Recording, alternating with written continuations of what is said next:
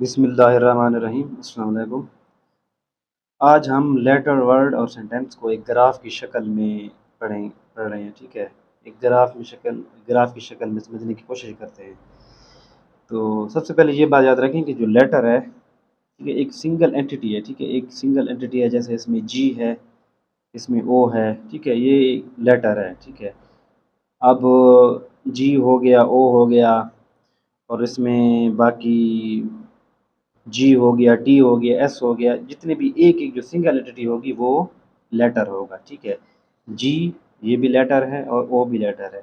Letter और letter मिलकर word बनाते हैं। ठीक है, वर्ड बनाते हैं। अब जी और ओ मिलकर इन्हें गो बनाया।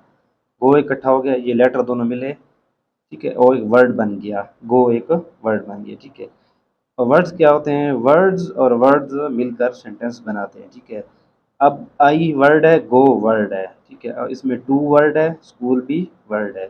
इन चार वर्ड्स ने, ये चार वर्ड्स हैं। ठीक है, एक दो तीन चार, इन चार वर्ड्स ने मिलकर सेंटेंस बनाया। सेंटेंस क्या है? आई गो टू स्कूल, मैं स्कूल जाता हूँ। ठीक है, लेटर और लेटर मिलकर वर्ड्स बनाते हैं, वर्ड्स और वर्ड्स मिलकर सेंटेंस बनाते हैं।